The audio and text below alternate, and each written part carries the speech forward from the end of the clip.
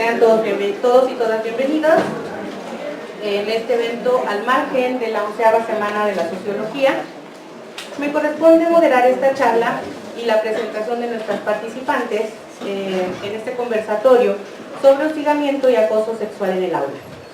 Este conversatorio surgió como una necesidad de visibilizar este fenómeno social, tanto en nuestra facultad como en toda la unidad de humanidades, que además se trata de una problemática que se presenta en el resto de la Universidad Veracruzana y en prácticamente todas las universidades de nuestro país, y desafortunadamente también en el mundo.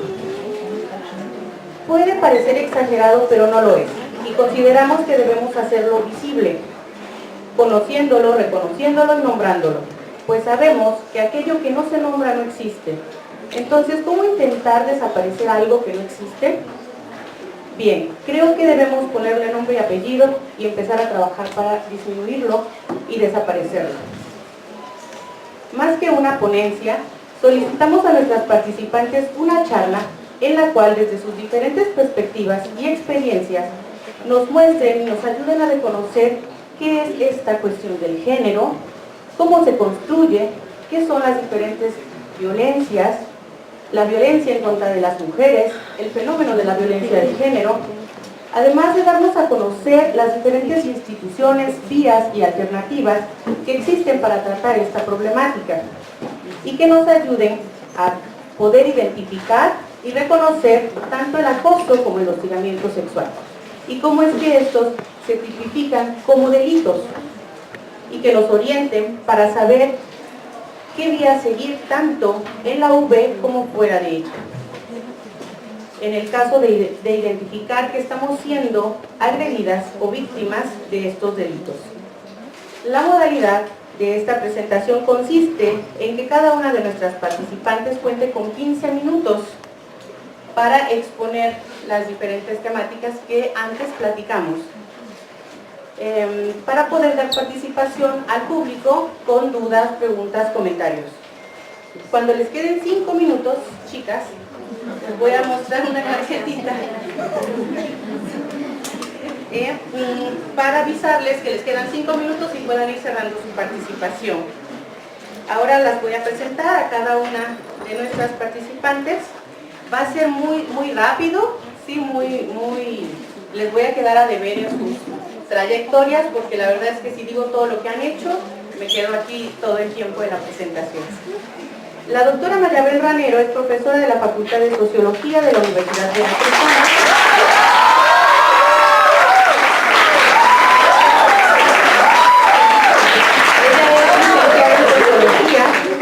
Y maestra en literatura mexicana por la Universidad Veracruzana, doctora en historia contemporánea por la Universidad del País Vasco, desarrolla las líneas de investigación Sociología histórica de las mujeres en México, Colonia y siglo XIX, Mujeres, Sociedad y Desarrollo, y ha publicado artículos sobre instituciones femeninas de curación y control en la colonia, relatos de viajeros y literatura postcolonial. Es miembro del Sistema Nacional de Investigadores y tiene perfil propio. La doctora Verónica Moreno Uribe es profesora de la Facultad de Antropología.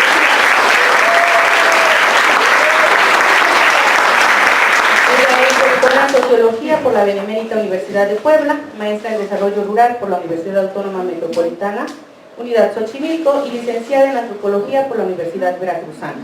Las líneas de investigación que maneja son trabajo y economía feminista, interculturalidad y género, y de colonialidad, además de educación para la paz.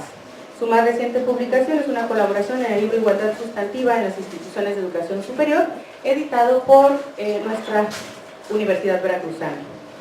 La doctora Estela Casados, de la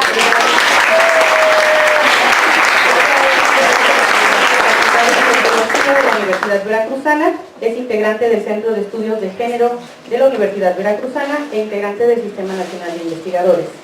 Es doctora en Ciencias Sociales por la Universidad Autónoma Metropolitana Unidad Xochimilco, maestra en Desarrollo Rural por la misma Casa de Estudios y licenciada en Antropología Social por la Universidad Veracruzana.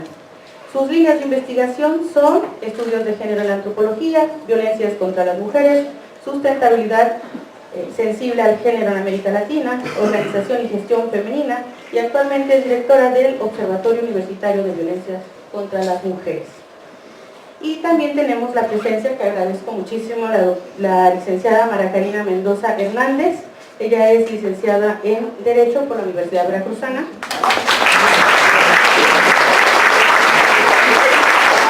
Como colaboradora y asistente de investigación en el Centro de Estudios sobre Derecho, Globalización y Seguridad Veracruzana. La licenciada ha participado en diferentes cursos sobre violencia y desigualdad con perspectiva de género y actualmente es la responsable del área jurídica de la unidad de género de nuestra Universidad Veracruzana, atendiendo casos de violencia como el acoso y el hostigamiento sexual en la universidad. Bueno, pues, como les dije, tienen un amplios currículum, pero por el momento vamos a darles la palabra para que comience el conversatorio.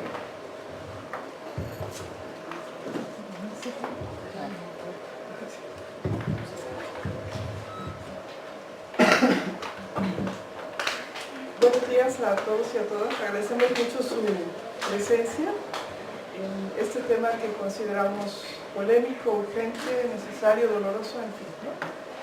De verdad no tendríamos que hablar de estas cosas porque supondré que no existen, pero existen, y como dijo la maestra Yamil, existen con una cotidianidad y frecuencia que es lacerante.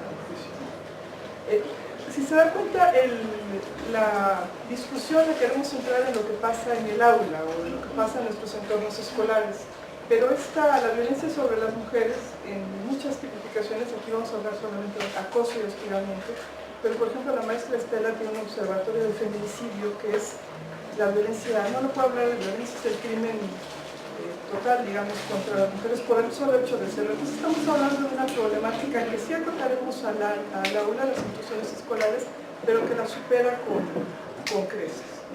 Entonces, ¿de qué estamos hablando de estas dos? No sé, típico, perdón. Decía que aunque trataremos de centrarnos en las instituciones escolares, en el espacio del aula, la violencia sobre las mujeres por motivos sexuales y por otros se extiende a todo el colectivo social y desgraciadamente tiene muchos siglos de existir.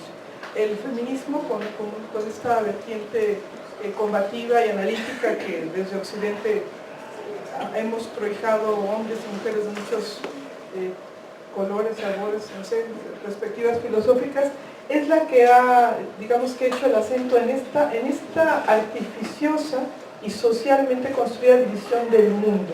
Los antiguos decían una cosa muy bonita: el universo se divide casi como el día y la noche, lo femenino, lo masculino, el hombre y la mujer, y ahí empiezan los problemas. Lo racional y lo sensorio, lo apegado a la tierra y lo apegado al espíritu, en fin, se ha como dividido, y esto a ver si lo podemos precisar, se ha dividido el mundo entre lo masculino y lo femenino, pero no a niveles solo de diferencia, sino de subalternidad. O sea, se supone que lo masculino, con concreciones políticas, educativas, económicas, artísticas, es lo que tiene más valor, más preeminencia, y lo femenino es subalterno, es sujeto está alejado de la vida pública. Por ejemplo, si hablamos de esferas de competencia, se ha considerado que lo masculino es la esfera de lo público, lo productivo, lo del trabajo remunerado, lo de la representación política, y lo femenino es lo contrario, es lo que está en los espacios cerrados, familiares, lo que nos ha costado muchísimo tener representación política por medio del voto, pero que no es ni siquiera lo primero ni lo más importante, es uno más.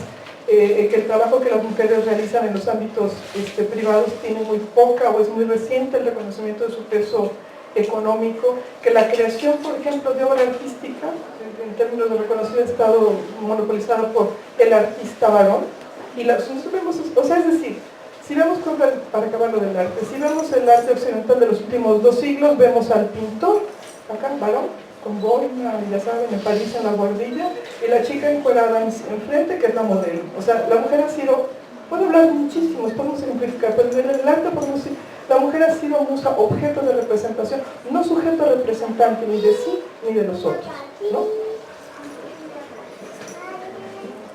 Bueno, ok. Es que, a ver, voy a decirles aquí en intimidad. Miren, está justo Estela Casados, hablando de género y feminismo, pues es un atrevimiento de mi parte, entonces le he pedido que entre las dos hablemos de este asunto.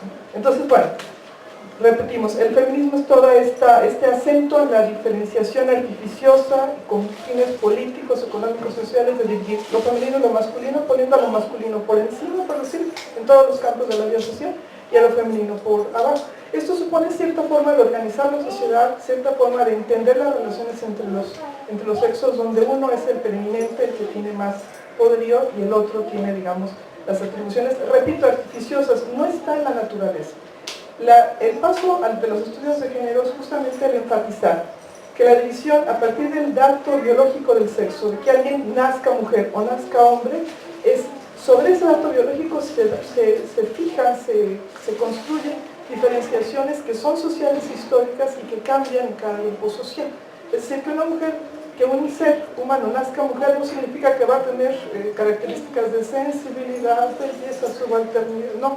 Y que un ser humano que nazca varón va a tener las otras características como fuerza, determinación, inteligencia, directividad, no sé, ese tipo de cosas. Entonces, el género, que es esta herramienta analítica muy poderosa, justamente enfatiza la construcción sociohistórica de estos caracteres que repetimos, no están en la biología, están en las construcciones sociohistóricas.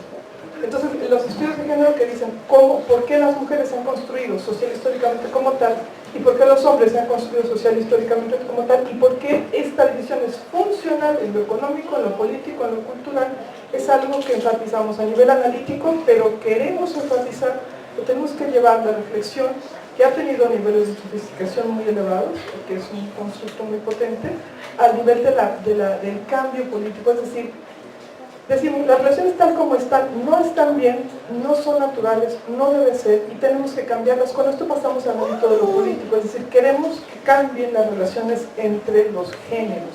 Queremos que seamos más libres, hombres y mujeres, para actuar como queramos, como podamos elegir si desarrollamos capacidad de agencia, y no como nos digan, ¿no? Queremos que los niños y las niñas crezcan con sus características, y no con una muñeca enfrente o con un coche.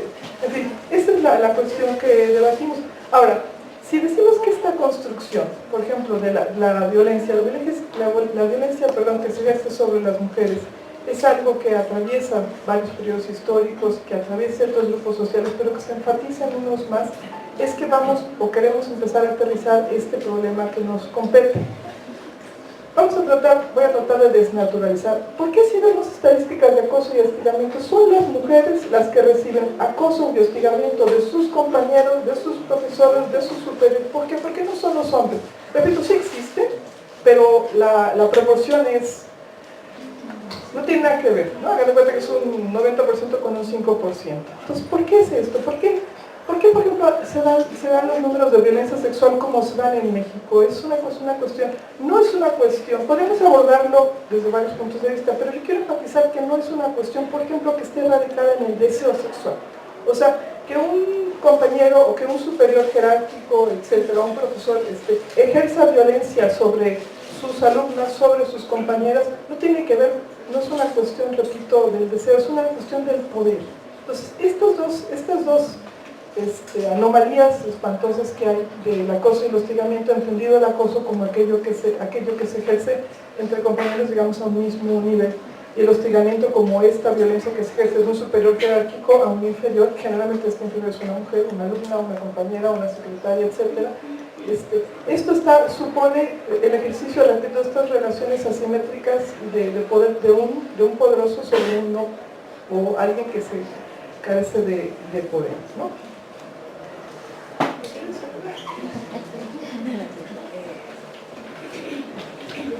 Bueno, igual y me empiezo a comer mi propio tiempo.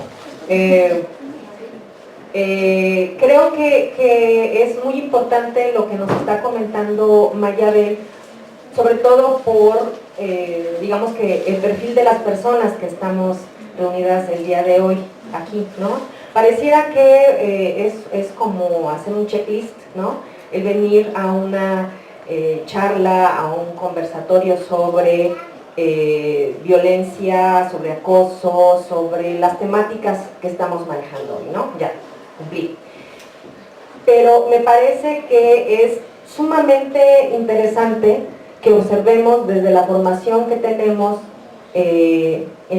como personas que estamos estudiando y formándonos continuamente en las ciencias sociales. aquello que normalizamos, la discriminación, la violencia, toda una serie de cuestiones que traemos introyectadas y que vivimos en la sociedad de a pie, porque somos parte de lo que está allá afuera, ¿no? Y lo transmitimos y lo ocupamos en nuestro quehacer para hacer sociología, antropología, etcétera, pues obviamente que va a estar plasmado en nuestro quehacer sociológico en este caso. Y lo peor del caso, no lo vamos a observar.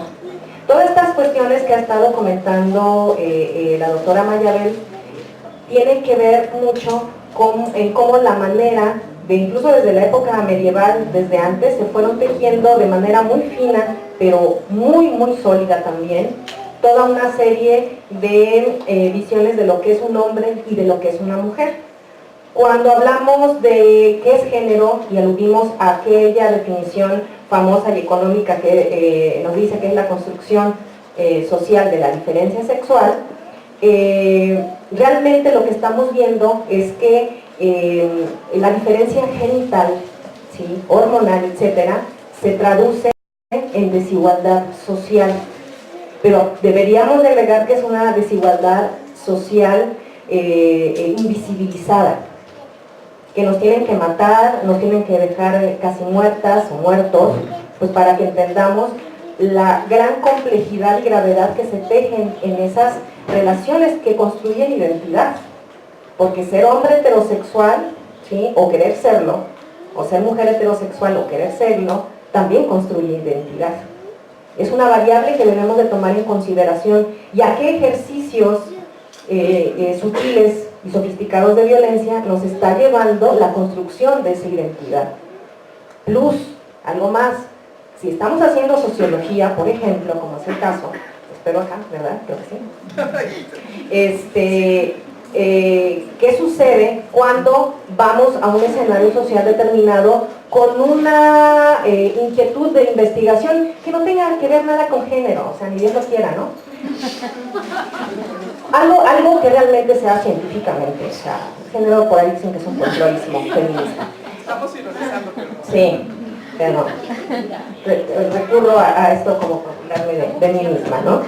Y del argumento de la gente. Cuando vamos a esos escenarios sociales, lo que sucede es que obviamente, y con esto cierro, pues se nos quedan en el tintero varias cosas por analizar y por observar, ¿sí? Y entonces, obviamente, sería muy pretencioso decir, voy a un escenario social y voy a capturar el todo de esa realidad social, porque todo lo voy a analizar y todo lo voy a traducir. Sabemos perfectamente que eso no es posible. Captamos una fotografía y tratamos de analizarla. Pero eso que captamos también pasa por el filtro del prejuicio. Y si no tenemos claro como personas que hacemos ciencias sociales este tipo de situaciones, pues obviamente que el análisis va a quedar muy corto, muy desfasado, pero también lleno de subjetividad, esa que nos acompaña siempre, que la traemos cargando a las espaldas, así como traía ay, se me olvidó este personaje de Rulfo, que traía cargando a su papá. Bueno, se me fue ahorita, el Alzheimer. Ajá. Pero no te das cuenta que traes al muerto cargando en la espalda, ¿no? Y así publicas, o así escribes, así disertas, así vas y das clase, ¿no? Y ese muerto está ahí, y ese muerto se llama prejuicio, se llama discriminación, se llama violencia, acoso o hostigamiento.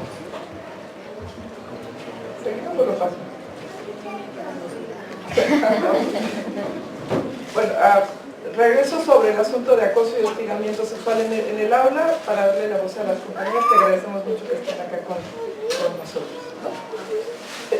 Tiene un apellido incómodo, es acoso y hostigamiento sexual. Nada más, es todo muy extraño, es muy extraño cuando uno quiere que sea extraño, cuando se ponen las gafas del feminismo que ven lo que es normal, lo que aparenta ser normal como no es normal. Por ejemplo, ¿por qué es normal o por qué podría ser normal que en una construcción, yo soy de familia de arquitectos y me ofende que sea eso, pero los albañiles son los que piropean a la chica? Soy de familia de albañiles, ilustrados, pero albañiles. Es solo eso, es decir, ¿por qué no hay albañilas? Entonces pasa un chico guapísimo, entonces las albañilas le dicen los improperios. Y el otro se tiene que decir, gracias o horror o déjenme en paz. O sea, nos podemos reír, pero es una risa sargónica. Entonces, bueno, volvamos al aula. Las mujeres tenemos muy poco de estar en la universidad, históricamente hablando, muy poco de estar en la universidad, y entramos a contragolpe como alumnas, y siempre de manera muy incómoda, y luego también otros tipos de contragolpes como profesoras, y bueno, ahora la matrícula, sobre todo en ciencias sociales, es paritaria, pero es algo históricamente muy reciente, o sea, ayer, no tiene 100 años, no tiene 3 siglos, ¿no? En fin. Entonces, si vemos el aula como un espacio, tiene que ser un espacio de conocimiento, pero ¿por qué es un espacio de poder? Donde un hombre, profesor, ejerce este tipo de violencia, insisto, sexual, sobre alumnas que están en una situación jerárquica de gran desventaja, pero no total desventaja, porque los seres humanos, hombres y mujeres, tenemos capacidad de agencia, tenemos varias formas de responder o no ante una reacción. Entonces el hecho de que un profesor varón, para el caso del aula, o un jefe, para el caso de una oficina, o un supervisor, etc., ejerzan sobre las mujeres que no son exactamente sus compañeras, sino son sus alumnas, subalternas, etc., este tipo de hostigamiento sexual, repito, a ver si vamos completando, no es un asunto de que el deseo se les desborde a los varones, por favor. O sea, se ha trabajado muy poco la libido masculina, porque es una libido que tiene sus propias características, puede tener una característica de gran sublimación o de gran bestialidad, pero es un asunto que les compete a los varones trabajarlo, como las mujeres debemos trabajar nuestra libido, el erotismo, etc., ¿no? Entonces, efectivamente, no es un asunto, repito y voy terminando, a ver si no estoy confundiendo demasiado, es un ejercicio, o sea, el sexo, el acoso sexual, la violación, por ejemplo, ¿no? Los feminicidios con una exagerada crueldad sexual, no son algo de la gónada, del sexo, del deseo del varón, sino es un ejercicio de poder sobre el otro, la otra que está a mi merced, que me supone algún tipo de satisfacción psicológica muy complicada de poderío sobre los demás, algo que tenemos que seguir trabajando. ¿Cómo respondemos las mujeres ante eso? ¿Cómo tendríamos que responder? Es algo que vamos a completar, ¿no? Voy a dejarlo aquí por mientras, Yami, ¿sí? ¿Qué pasó? Doctora Vero.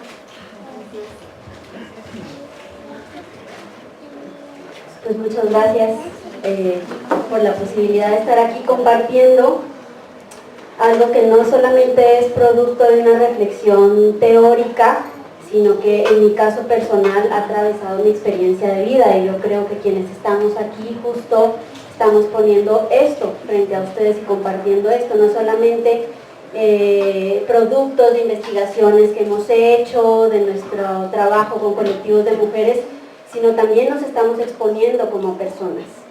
Entonces, voy a intentar hacer un esfuerzo de síntesis, retomando sobre todo los planteamientos que dos autoras que para mí han sido cruciales para acercarme al tema de la violencia, y que bueno, espero no trivializar por el poco tiempo que tengo. Una de ellas es muy conocida, Marcela Lagarde. Ella ha teorizado ampliamente el tema y además bueno, sigue siendo retomada por su trabajo como activista, como pensadora.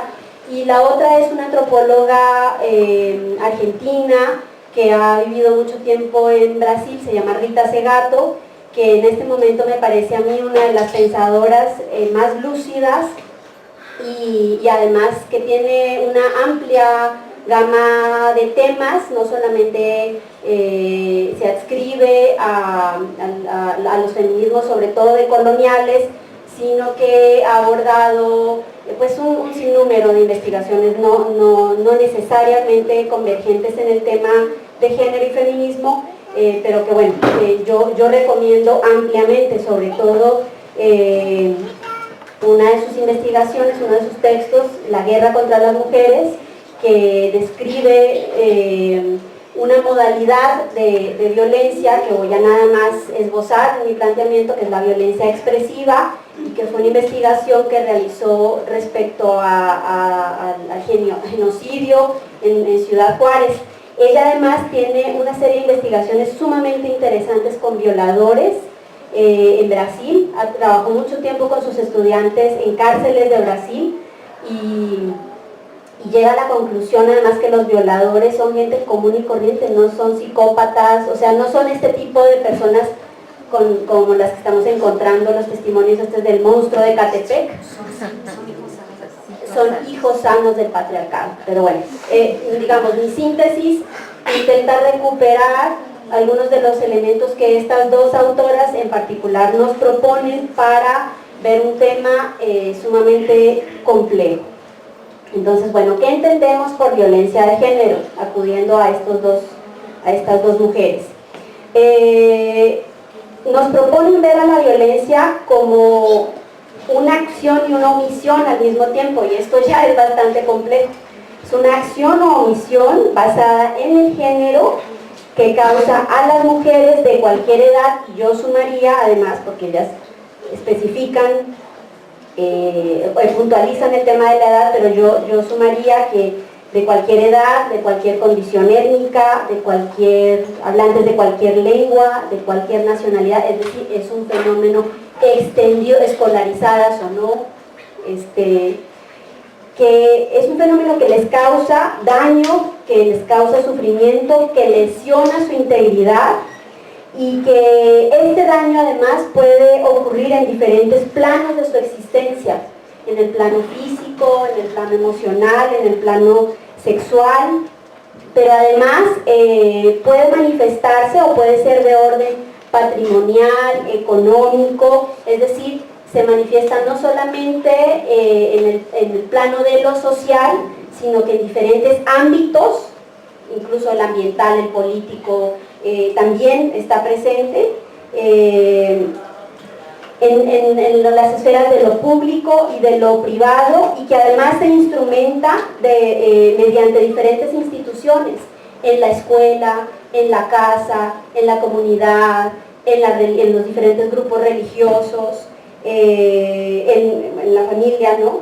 Y se expresa además de múltiples maneras, es decir, se expresa mediante agravios, mediante insultos, mediante amedrentamientos, mediante maltratos, pero que tiene como sustrato base lesionar a la persona, dañarla en su integridad. Y en su integridad, digo, si se manifiesta de estas múltiples maneras,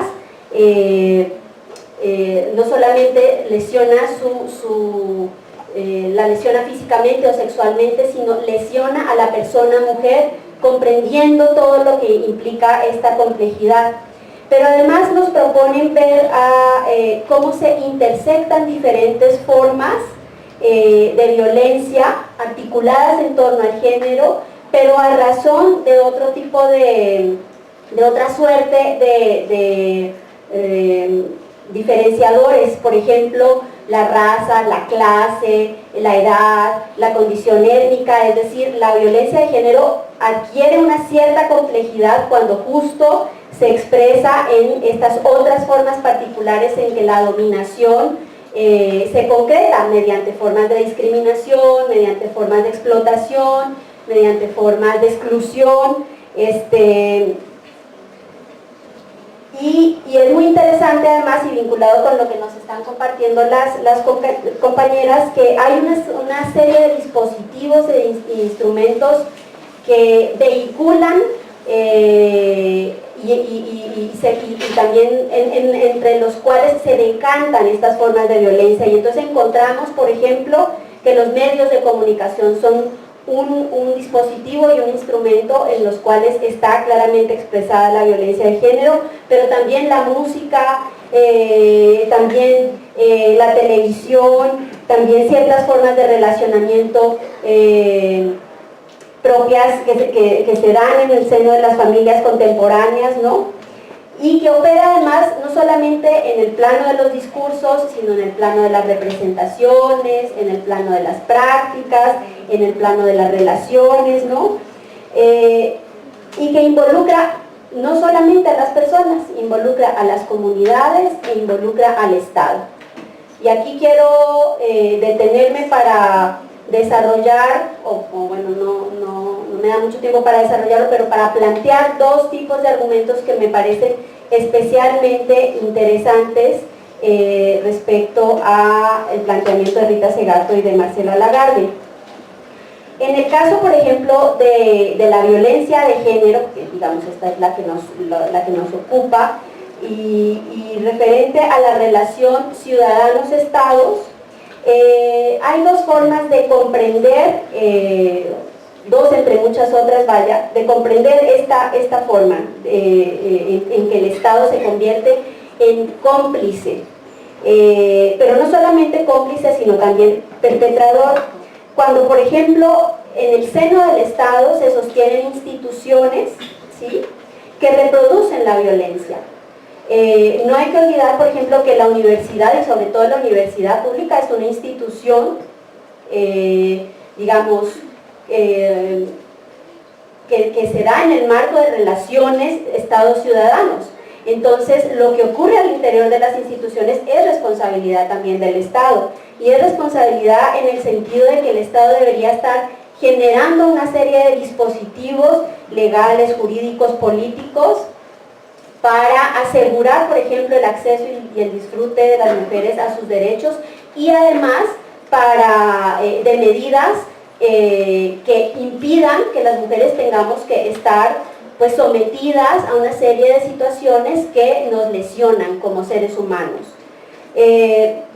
Y una segunda beta de análisis que nos propone Rita Segato, no solamente en relación a la reflexión en torno a la complicidad y al Estado como perpetrador de violencias, me parece muy interesante, apenas la voy a esbozar, pero creo que es importante que la consideremos cuando hablamos de este tema, y es el argumento de que en la relación violenta, en la relación de género violenta, no solamente se lesiona la integridad y la seguridad de la víctima, sino que el agresor también arruina su persona, lesiona su persona en el acto violento. Y este argumento es muy interesante porque nos lleva al plano de las discusiones sobre las masculinidades en un contexto de precarización absoluta. Es decir, ella, dado que es una feminista decolonial y como ustedes sabrán, quienes estudian el tema de la decolonialidad ponen como centro de análisis el tema de raza. Bueno, ella constantemente está tratando de hacer esta articulación entre género y raza, y lo que nos dice es que justo en este contexto que es sumamente es un contexto precarizado por ser un contexto donde priman las relaciones capitalistas, coloniales, patriarcales, androcéntricas, antropocéntricas, misóginas. Es un contexto en el que la violencia puede ser leída como un síntoma de la historia.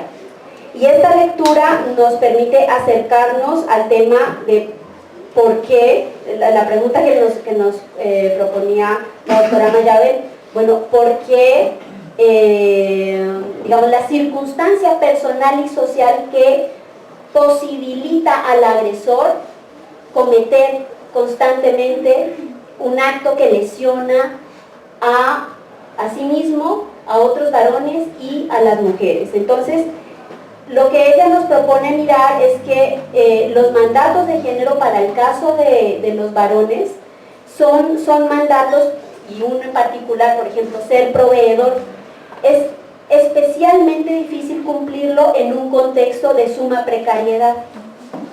Y eso significa, en términos de subjetividades, que este varón está sometido constantemente a una profunda frustración porque está mandatado a proveer, pero imposibilitado de hacerlo. Está ejerciendo está construyendo una forma de ser, ¿sí?, articulada, su masculinidad está articulada en torno a este mandato en un contexto de suma precariedad. Y esto es importante enunciarlo porque estamos intentando comprender el fenómeno, o sea, estamos intentando dar también respuesta a por qué ocurre tan constantemente la violencia, no solamente en el aula. Digo, ahorita nos convoca el tema del aula, pero ¿por qué está generalizado?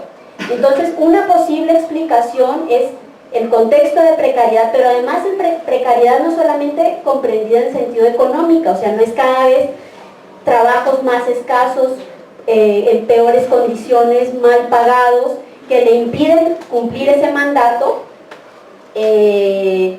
sino la precarización de las relaciones humanas, la incapacidad de empatía, la incapacidad de ser interpelados por otro sujeto, ¿sí? y construirse como varón en un contexto de despojo, de escasez, y ella desarrolla este argumento porque dice, quienes están intentando responder a esta pregunta de por qué cada vez es más creciente, más cruenta, más descarnada la violencia hacia las mujeres, la guerra hacia las mujeres, dice, yo no estoy de acuerdo con el argumento de que los hombres se sienten sumamente frustrados porque las mujeres están cada vez más empoderadas.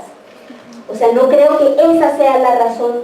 Yo creo que la razón tiene que ver con la precarización de su existencia en sentido amplio, ¿sí? Pero además con una segunda razón que me parece muy interesante, y es porque saben que lo pueden hacer. Y esto lo embono con el otro argumento que desarrollé, porque hay una complicidad, una omisión institucional en sentido amplio, y entonces hay condiciones para hacerlo, porque hay impunidad respecto al hecho. O sea, es posible hacerlo, aun cuando este varón esté colocado en la constelación de sus relaciones sociales, en un lugar de subordinación frente a su frente a su patrón, frente a su... Respecto a la relación concreta de género, es posible que él lo haga, ¿sí? Entonces, yo creo que estos dos argumentos nos permiten, pues, tener un poco de pistas, ¿no? Para poder entender un fenómeno sumamente complejo. Ella habla, por ejemplo, de violencia expresiva para tratar de comprender el genocidio en Juárez, y dice, vinculándolo con su trabajo de campo en cárceles de Brasil, dice, resulta que los violadores de las cárceles, eso, no son psicópatas, son padres de familia, son jóvenes estudiantes, y entonces a la hora de preguntar, bueno, entonces, ¿por qué lo hicieron? ¿Por qué lo hicieron? Entonces resulta que hay dos tipos de respuestas, yo encontré dos tipos de respuestas. Una es la necesidad de testificar frente a otros varones y afirmarse frente a otros varones, y en ese sentido la violencia, por eso es que ella habla de violencia expresiva, porque la violencia es un signo que está delatando una forma particular en la que la organización social está, o sea, el varón necesita afirmar frente a su fratría, frente al conjunto de otros varones, que puede hacerlo, que puede irrumpir en el cuerpo de la mujer y puede acceder a ese cuerpo como un objeto, puede usurparlo, puede dañarlo, puede lesionarlo. Él tiene acceso a ese cuerpo, a esa persona, y necesita testigos, ¿sí?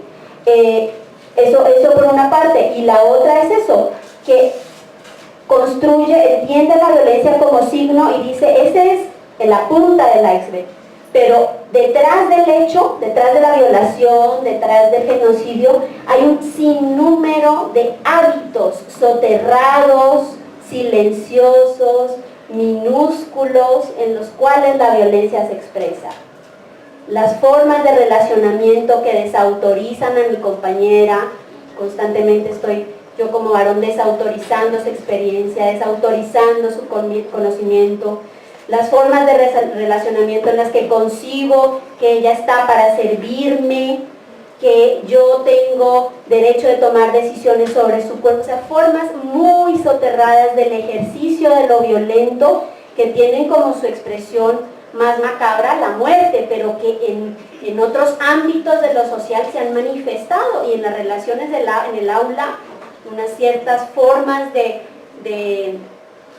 mirar, unas ciertas maneras de relacionarse con, de desautorizarla, de ridiculizarla, de mandarle el mensaje constante del otro como un ser inferior, ¿no? Que además también es interesante que ella dice que la violencia primaria de género no es del varón hacia la mujer, sino del varón hacia otro varón. Dice que los varones son víctimas de los mandatos de masculinidad, que la masculinidad tal cual se da en el capitalismo es una masculinidad absolutamente deshumanizante, Entonces, digamos, esto es lo que yo quisiera como plantearles para algunas preguntas que se han desarrollado en torno a estos temas, algunos abordajes posibles de muchos, pero que bueno, nos dan luces para pensar este fenómeno que en efecto pues nos incumbe como sociedad, no solamente como feministas o mujeres, nos incumbe como sociedad. Bien.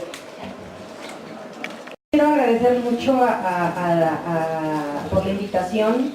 Les quiero comentar que lamentablemente son pocas las facultades que abordan este tipo de temáticas, y en ese sentido agradezco mucho la invitación y felicito a la Facultad de Sociología por este esfuerzo, porque realmente es un tema que nos está llegando al cuello, ya nos rebasó en la Universidad Veracruzana y en muchas universidades del país. No es endémico de la Universidad Veracruzana, lamentablemente, ya nos rebasó en todas esas universidades, incluyendo a esta, y nos sigue rebasando. Ese es el problema. Y en ese sentido, aplaudo la iniciativa de la Facultad de Sociología. Yo el día de hoy vengo con una pregunta, que es una pregunta que me he formulado no a partir de la invitación que tuvieron a bien hacerme, sino porque de repente, en este semestre particularmente, me he encontrado a varias colegas, como a Cristina, como a varias compañeras, y nos preguntamos qué hacer con la violencia sexual, con las agresiones de orden sexual que están sufriendo las alumnas. Yo quiero pensar que las docentes no, quién sabe, pero qué hacer con la violencia sexual, ¿sí? Vía acoso, vía violación, vía hostigamiento, entre otras, que está sucediendo aquí nada más, ¿no? Rita Segato, también aludiendo a la autora que maneja Verónica, en algún momento me comentaba así de manera muy rápida que el cuerpo de las mujeres es el parámetro que nos habla de la violencia generalizada en toda la población. ¿Y por qué exactamente el cuerpo de las mujeres nos va a hablar de toda la violencia social? Pues por lo que ya han dicho mis compañeras, ¿no? Porque es un cuerpo que se puede vulnerar, porque hay impunidad para hacerlo. Entonces, reitero la pregunta, ¿qué hacer cuando sufres de violencia sexual? Como sociólogas, como sociólogos, como gente que hacemos ciencias sociales, recordemos que el sitio de las mujeres estaba en la casa, no en el ámbito público.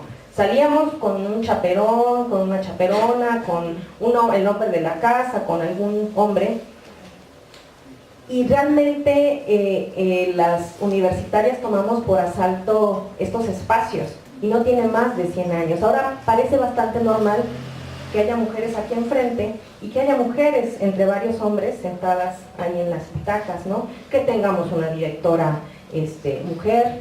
En la Facultad de Antropología, después de 60 años, creo que nada más ha habido 2 mujeres directoras. Creo que la Facultad de Sociología, no sé, ¿verdad? Espero que hayan sido más.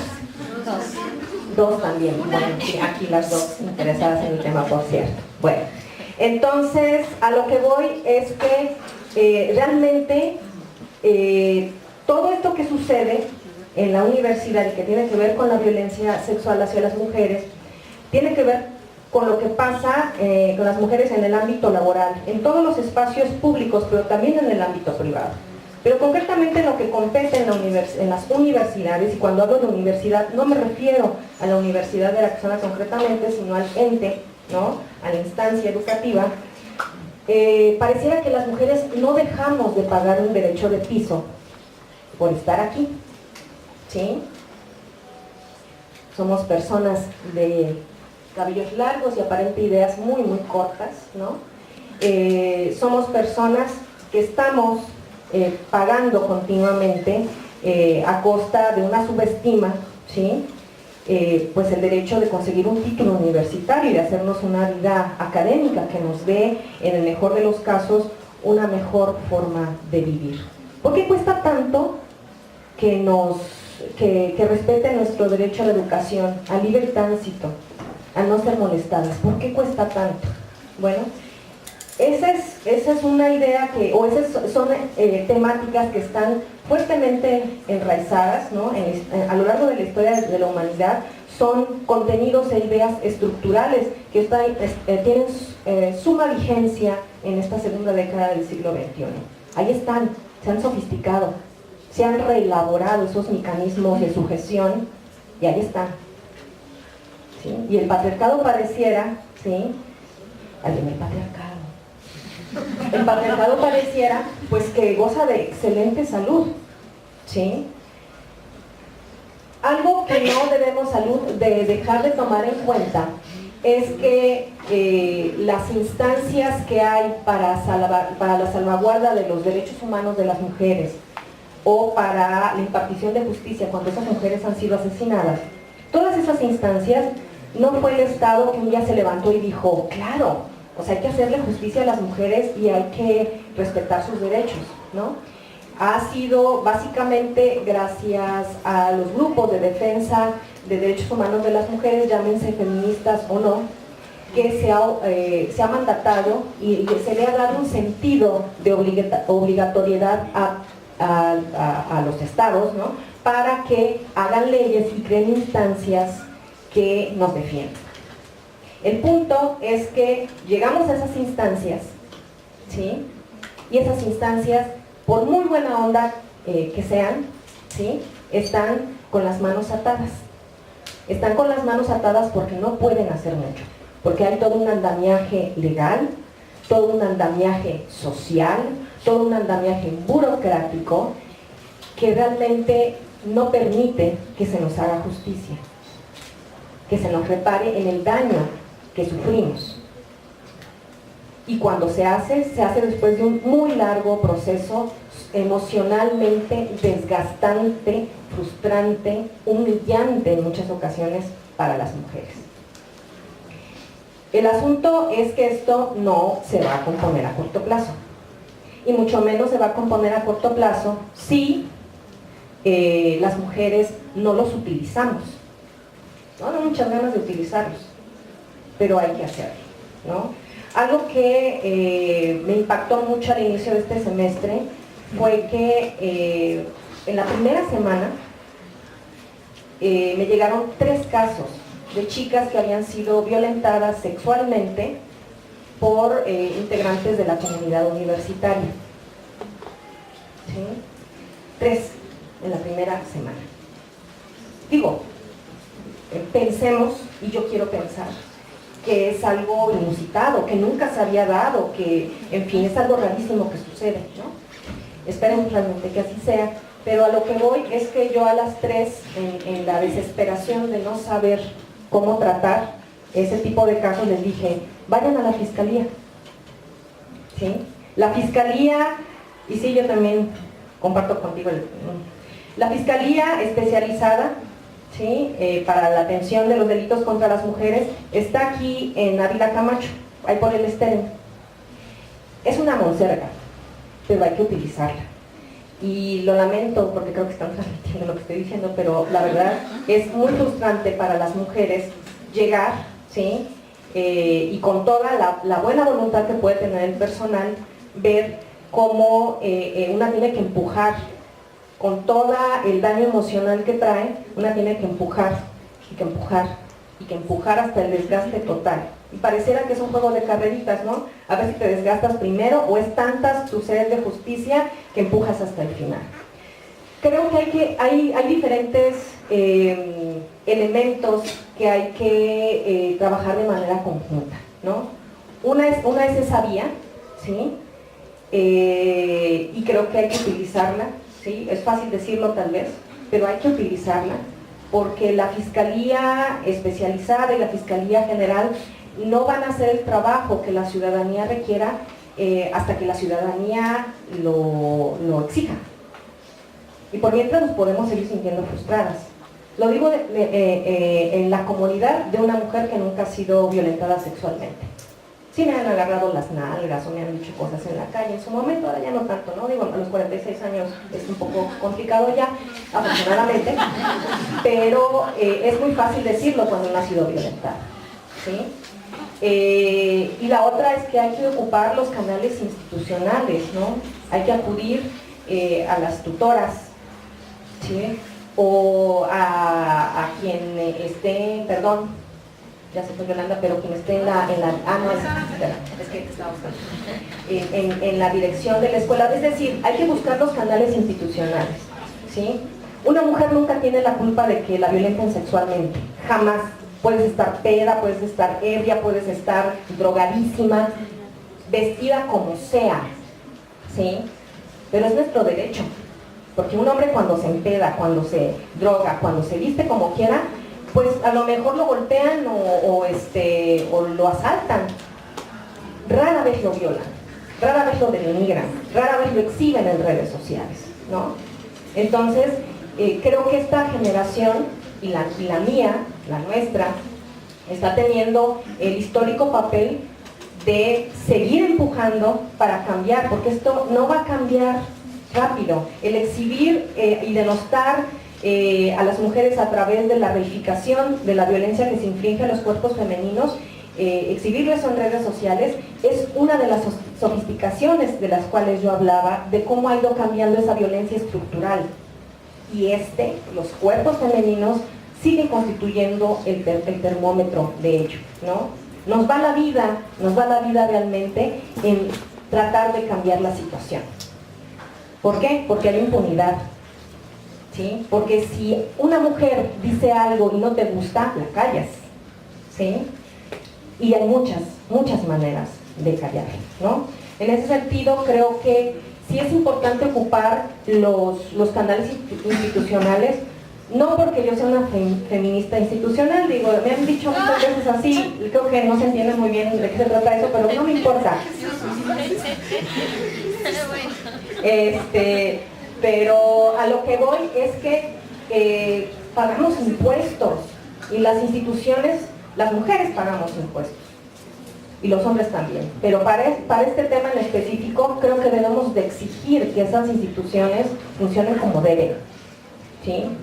Podemos seguir teniendo todo un andamiaje legal, toda una serie de espacios que nos permitan refugiar a las mujeres que sufren violencia, y cada vez va a haber más refugios y cada vez va a haber más una serie de cosas, pero mientras no haya un cambio social y no se genere una exigencia real, ¿no?, difícilmente va a cambiar la situación, lamentablemente. Ahora, no sé cuánto tiempo me quede. Bueno, me gustaría retomar en la medida de lo posible lo que yo comentaba. Ahora sí, empecé por el final, lo siento, es que si no lo decía me iba a correr más el tiempo. Creo, decía hace un momento que este tipo de situaciones, de instancias que atienden la cuestión de la violencia contra las mujeres, por lo menos institucional y gubernamentalmente, se ha generado a partir del empuje de grupos que defienden los derechos de las mujeres, ¿no? Bien sabemos que es a la luz de la Ilustración que surge toda esta idea famosa de los derechos de las mujeres, que bueno, se ha complejizado, se ha retrabajado a la luz de los diferentes siglos que han pasado, y en concreto porque pues no era ni universal esa declaración de los derechos humanos, ni era para todos los hombres, y no sería que era para las mujeres. En ese sentido es bien interesante cómo hay muchas mujeres que empiezan a reclamar, ¿no?, que los derechos también sean contemplados para las mujeres, porque tenían un perfil masculino, ¿sí?, un perfil androcéntrico y eurocentrista incluso, y de clase, la cuestión de los derechos humanos. Por eso se dice que el feminismo nace como un movimiento burgués, a huevo. O sea, ¿quiénes leían en ese tiempo? No es, o sea, hoy todos, prácticamente quienes estamos en esta sala sabemos leer y escribir. Perdón, en la Ilustración ese era un privilegio de una clase acomodada. Dicen por ahí que lo sigue siendo, ahí ustedes dirán, pero el punto aquí es que por eso se dice que el feminismo nace, además como la hija bastarda y no deseada de la Ilustración, pues como un movimiento burgués, porque quienes señalaban esa cuestión, pues eran aquellas que podían leer y escribir. ¿Y quiénes eran? Pues las que tenían varo, ¿no? O las que sus familias tenían varo, pues para poder acceder a lo que ahora consideramos clásicos de aquel tiempo. La palabra feminismo nace como un calificativo que le da Ferdinand Funo de Laqueur, un médico que decía que uno de las repercusiones de la tuberculosis era que los hombres empezaban a sufrir de feminismo, ¿no? Decían que pues la piel se les adelgazaba, la voz también, les salían pestañas, es decir, se afeminaban gacho. Pero él decía, es que sufrían de feminismo. Y posteriormente Alejandro Dumas hijo, súper lindo ese autor que ha pasado a la historia, pues decía que feministas eran aquellos hombres que defendían los derechos humanos de las mujeres. Entonces, posteriormente, en una revista llamada La Citoyenne, se le da la vuelta, porque el feminismo es buenísimo para darle la vuelta a aquellos conceptos, a aquellos dichos que tratan de denigrar la dignidad de las mujeres. Le da la vuelta y pone que el feminismo es luchar por los derechos de las mujeres, luchar por la igualdad jurídica con los hombres. Bueno, les cuento toda esta historia porque a lo largo del tiempo han sido estas mujeres en la lucha por conseguir un plano igualitario jurídico para con sus contrapartes masculinas, las que han empujado esta cuestión de las instancias oficiales, universitarias, del Estado, etcétera, etcétera, pues para defender los derechos. Y ese ha sido un acierto, pero también una complicación. Porque el hecho de que haya una fiscalía, el hecho de que haya una unidad de género, el hecho de que haya un instituto veracruzano y municipales de las mujeres, nace precisamente por un empuje que tiene que ver con lo ciudadano, pero no con lo institucional. Entonces, hay un andamiaje burocrático que pone a funcionar brutalmente la ardilla de quienes trabajan en esas instancias de defensa de los derechos de las mujeres en las instituciones para decir, chin, ¿cómo le hago? Porque resulta que la ley tal dice que yo no puedo hacer mi trabajo porque mi atribución es otra. O ¿cómo le hago? O sea, hay un y mil obstáculos. ¿Y eso cómo va a cambiar? Con la exigencia de la gente. ¿Sí? Por eso decía yo en un inicio, cuando nosotras acudimos a una instancia hecha para las mujeres, no es porque un día se levantó el gobernador o el presidente o rector, rectora en turno y dijo, claro, vamos a hacer esto. No, hay una resonancia social, una exigencia feminista, ¿no? Que dice, hay que atender esto, porque el Estado está realmente la entidad veracruzana, Veracruz está muy cabrón con todo este asunto. Y ya nada más para cerrar, comento algo. El feminicidio es el último escalón, ¿sí? Por eso hay que denunciar. El feminicidio es el último escalón de una serie de violencias que sufrimos las mujeres a lo largo de nuestras vidas. Y cada vez se va haciendo más frecuente, porque como decía Verónica, porque se puede. Y hay impunidad, ¿no? Entonces, algo que estaba yo observando es que para la solicitud que colaboré con el diagnóstico, la solicitud de alerta de violencia de género para el delito de feminicidio que se hizo ante el gobierno federal y que fue declarada el 23 de noviembre de 2017, o sea, ya vamos a cumplir 2 años bajo esta declaratoria. Hicimos un estudio, 16, sí es cierto, de 2016, vamos a cumplir 2 años con esa declaratoria. Hicimos, el estudio decía, han acontecido 74 asesinatos de mujeres que cumplen con las características que el Código Penal dice que por lo menos una de ellas debe cumplir el delito de feminicidio. 74 eventos de esa naturaleza en el año 2014. No termina el año 2018 y de enero al 30 de septiembre de 2018 tenemos que han asesinado a 168 veracruzanas.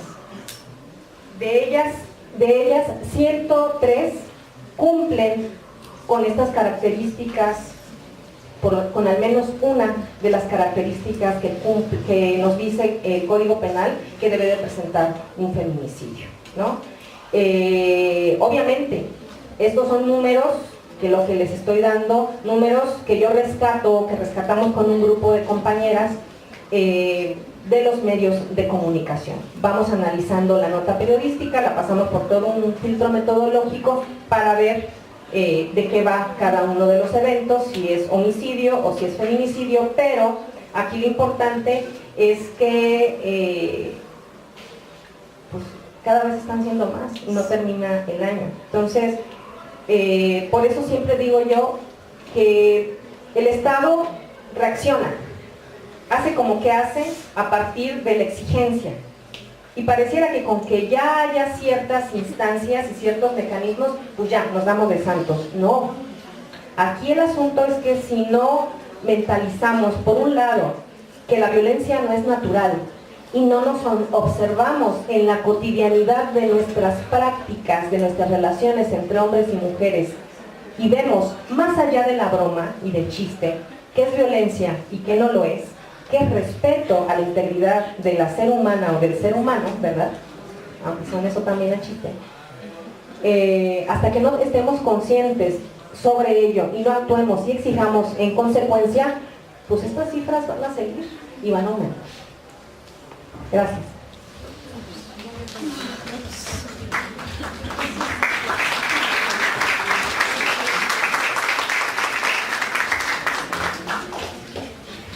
Buenas tardes, muchas gracias a la maestra Yelina por invitarme y también una felicitación para los directivos de la facultad, la directora que se toman el tiempo de organizar este tipo de actividades que la verdad es que son muy importantes, no porque a lo mejor de aquí estamos cambiando algo, pero al menos sí estamos informando y eso sigue una línea y puede ir generando cambios y sobre todo en la conciencia. Y bueno, quisiera comenzar rescatando algo de lo que dijo la doctora Estela sobre que es importante hacer uso de los mecanismos institucionales que existen, no porque sean los mejores ni porque quisiéramos hacerlo, sino porque solamente utilizándolos y exigiendo que funcionen como deben, es como las cosas pueden ir mejorando cada vez y sobre todo porque no debemos esperar a que se llegue al punto extremo de un feminicidio. Hay que denunciar también esa violencia que se ha naturalizado, pero que es violencia. Hay que denunciar aquellas prácticas cotidianas de violencia. Es muy importante hacerlo para visibilizar que existe y también para que estos mecanismos, al ser utilizados, podamos detectar qué es lo que falta, qué es lo que se debe cambiar y exigirlo. Y bueno, también quiero comentar algo sobre cómo podemos identificar el acoso, el hostigamiento y bueno, cuáles son sus diferencias. Bueno, jurídicamente el acoso y el hostigamiento se han considerado siempre como conductas homónimas. Sin embargo, son diferentes por la forma en que se ejecutan. Por un lado, el hostigamiento sexual se da de manera vertical, es decir, existe un contexto de autoridad-subordinación que puede darse tanto en el ámbito laboral como educativo. En este caso, la persona agresora se aprovecha de esta posición de autoridad o jerarquía frente a su víctima, quien rechaza esta conducta por considerarla que afecta su dignidad y sus derechos. Un ejemplo podría ser que la persona agresora pida a la víctima que lleve a cabo contra su voluntad alguna conducta de tipo sexual y amenazarla que si no lo hace, en el futuro le va a generar un mal. Puede ser el caso de un académico, que el académico es mi maestro, es mi director de tesis o algo por el estilo, y me dice, bueno, si tú no haces esto, pues te voy a reprobar, voy a hacer esto, te voy a afectar de tal forma. o puede ser el caso de un jefe hacia alguna otra trabajadora.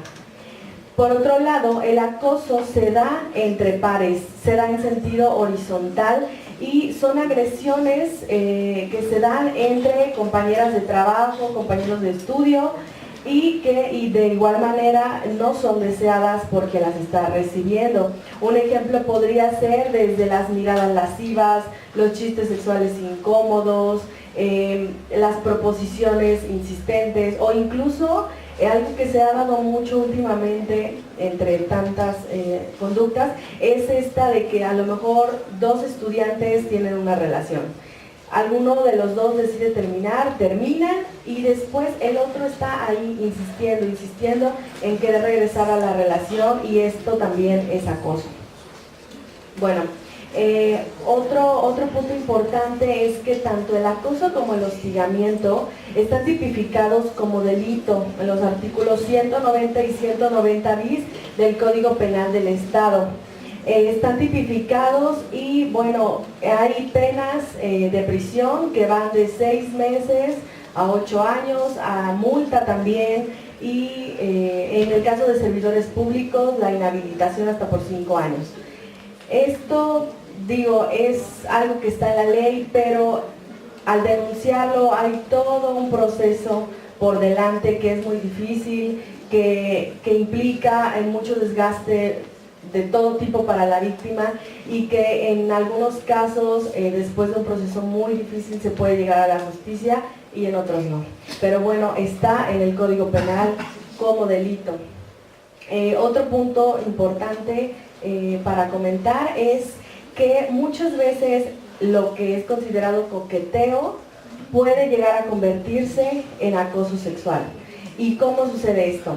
Bueno, en una situación ideal, quien recibe el coqueteo, si no lo consiente, si no está de acuerdo, si no le interesa, lo dice, no me gusta, estoy incómoda, no, lo rechaza de forma implícita o implícita y la persona que lo está generando lo entiende y hasta ahí termina todo. Pero en muchos de los casos no es así. ¿Por qué? Porque pasan muchas cosas. Una de ellas es que a veces, desgraciadamente, desde niñas, como dice varias autoras mexicanas, entre ellas Nora Picasso, dice, porque desde niñas se nos educa para hacernos del rogar. Se nos dice lo típico de, no le digas que sí, algo del rogar, hazte la difícil.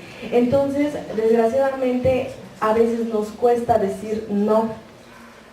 Nos cuesta decir no por muchas cosas, por la educación, incluso por la personalidad o por la presión social, porque es muy fácil a veces tomarlo como un chiste o una broma y decir, ay, ándale, no seas así, no seas grosera, no seas amargada, pues hazle caso, dale chance, y cosas por el estilo.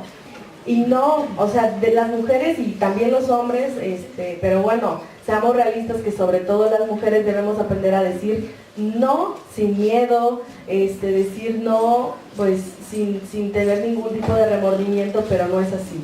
Es difícil a veces y también por el contexto. Y pasa otra cosa, que los hombres tampoco saben aceptar los no, o sea, no los entienden o como si fuera un no, pero no sé cómo lo entienden. Pero bueno, pasa esto, no entienden el no.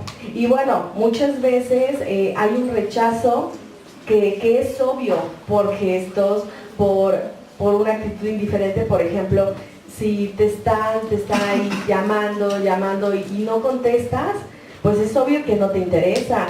O si te va siguiendo y te quiere decir algo y lo evades, pues es obvio que hay un rechazo ahí. Pero bueno, a veces no es suficiente y aún diciendo un no, muchas veces ese no es así como si no existiera, no lo entienden y siguen insistiendo. Pero bueno, algo importante que debe quedar claro es que después del no, todo tipo de insistencia o intento ya es acoso, porque ya hubo una manifestación de que no hay un interés en esa propuesta o en ese coqueteo, entonces debe entenderse como un no y hasta ahí debe quedar la situación, para evitar que se convierta en algo más grave después. Y bueno, otra cuestión importante que debemos mencionar en este conversatorio es lo referente a lo que existe ya en la normatividad universitaria respecto a este tema. Y bueno, tenemos un reglamento para la igualdad de género en la universidad que para lo que estamos abordando en este momento contempla algunos pocos artículos, pero bueno, entre ellos el artículo 35 menciona claramente: cualquier persona integrante de la comunidad universitaria que considere haber sufrido algún tipo de violencia o discriminación por su condición sexogenérica, bajo la más estricta responsabilidad y mediante la presentación de elementos de prueba, puede hacer llegar una denuncia o una queja ante la autoridad correspondiente. Porque lo hiciste, fue una confusión, o pídele disculpas, dense un abrazo y pues ya no vuelve a pasar. Eso está prohibido, ya sea antes, durante o después del procedimiento. Otro es que en el 37 se obliga a las autoridades universitarias a implementar medidas a petición de la víctima o de oficio para evitar la revictimización. Que esto pues es una obligación que tienen las autoridades, que muchas veces pues no la toman así o incluso desconocen que la tienen, pero bueno, se deben tomar estas medidas. Entre ellas, por ejemplo, evitar lo que ya mencioné de carear al agresor y a la víctima, de exponer el nombre de la víctima así en junta académica y que todos se enteren de quién es y después la señalen o cosas por el estilo. Eso respecto al 37. En el 38 se menciona que las autoridades deben, conforme a sus competencias y después del proceso de investigación, deben imponer sanciones como un medio para erradicar la violencia, que sí se deben implementar y se deben de imponer con ese fin, con el fin de que la comunidad vea, de que la comunidad se entere que no se toleran este tipo de acciones. Y bueno, en el 39 se habla sobre que cualquier víctima en cualquier momento, antes, durante o después del procedimiento, además de hacer uso de los mecanismos institucionales, puede acudir y hacer su denuncia por la vía judicial. O sea, no es como elegir una o la otra, en cualquier momento se puede hacer uso de las dos vías. Bueno, ahora respecto al procedimiento, inicia con una denuncia escrita. Esta denuncia puede ser elaborada por la víctima y cualquier tipo de persona que la asesore, o si la persona lo considera necesario, acudir a la coordinación de la unidad de género y desde ahí podemos apoyarles con la elaboración de esta denuncia. Esta denuncia debe tener de manera muy, muy clara, lo más claro posible, qué, cuándo, cómo y dónde. Porque es muy importante por cuestiones procedimentales tener la mayor cantidad de datos posibles. Entiendo que hay muchos casos en los que a lo mejor no es posible tener la información de manera tan precisa, o también lo referente a las pruebas. Se solicita que desde el primer momento, desde el primer escrito, se contemplen o se enuncien ya las pruebas con las que se cuenten. Este tipo de acciones, de delitos, de conductas negativas, generalmente se cometen de una forma en que no sea fácil demostrarlas o exhibirlas, donde no haya muchos testigos o donde no haya testigos. Es difícil, pero en el caso de que se tengan este tipo de pruebas o elementos, enunciarlos desde ese escrito inicial. Y bueno, ya teniendo esa denuncia, ese escrito, hacerlo llegar a la autoridad que está facultada para recibirlo. En el caso de los estudiantes, sería aquí, por ejemplo, en sociología, la directora de la facultad recibe esa denuncia o queja y de manera inmediata la tiene que hacer llegar a la autoridad que conoce y resuelve, que sería la junta académica. Obviamente, cuidar que los datos de la víctima sean resguardados Pero bueno, la Junta conoce del escrito, lo analiza, debe citar a la persona que fue señalada para que también esta persona haga de manera escrita o verbal uso de su derecho de audiencia y manifieste lo que corresponda. Se tiene que citar testigos, se tiene que valorar las pruebas que se tenga y posteriormente hacer por escrito la notificación de la sanción a las partes. Y bueno, eso a grandes rasgos sería el procedimiento. Desgraciadamente muchas veces algo en ese procedimiento no sale como se debe. ¿Por qué? Porque muchas autoridades desconocen cuáles son sus obligaciones o en el proceso no se hace como se debería. Pero bueno, existe el procedimiento y en la Coordinación de la Unidad de Género estamos para dar asesoría y acompañamiento a las víctimas. Yo sé que muchas veces las estudiantes por muchas cuestiones deciden no denunciar, pero lo recomendable es hacerlo, es denunciar, aunque consideres que a lo mejor pues dices, bueno, es que no es tan grave o sí es grave, pero yo tengo muchas ocupaciones, tengo muchas cosas que hacer, o sé que el resultado, la sanción no va a ser lo que yo espero, va a ser muy difícil, va a ser desgastante, solo va a ser de este tipo, pero es importante hacer uso de los mecanismos que existen, es importante denunciar y no esperar a que las cosas se hagan más graves. Han llegado estudiantes a la coordinación y dicen, bueno, es que yo quiero denunciar a un maestro, que seguro ya tienen un montón de quejas de ese maestro, porque ahí en la facultad todo el mundo sabe que es un hostigador, y no es verdad, no hay nada por escrito, porque muchas veces todos lo saben, todos lo comentan, y incluso hay quienes dicen, pues a mí me hizo esto, a mí me hizo aquello, pero realmente no hay quejas, y es importante que quede el precedente por escrito, es importante denunciar.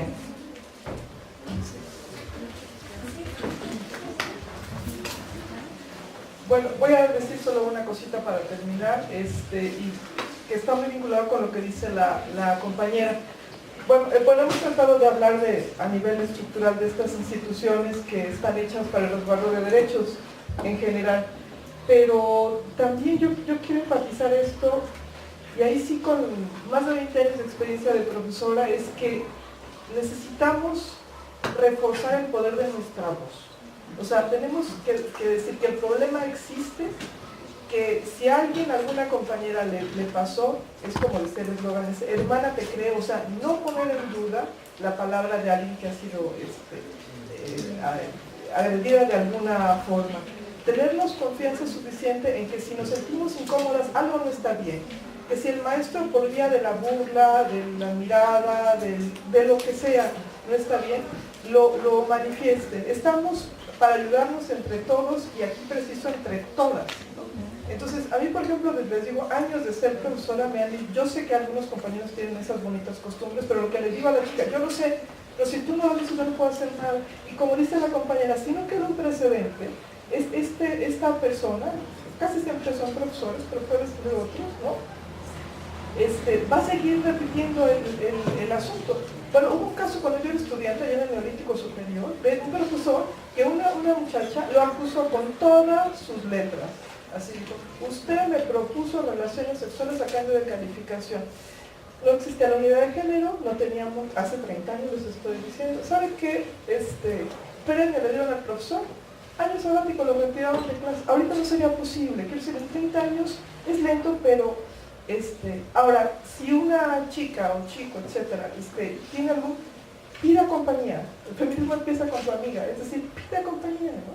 Entonces, digo esto para que las mujeres, aunque se nos ha educado de las maneras que se nos ha educado, tenemos que educarnos entre nosotras para hacer valer nuestra voz, para decir lo que somos, lo que sentimos, lo que necesitamos, para así crecer y cambiar la institución, pero también necesitamos cambiar la cotidianidad donde esto existe y no puede seguir reproduciendo. Muchas gracias.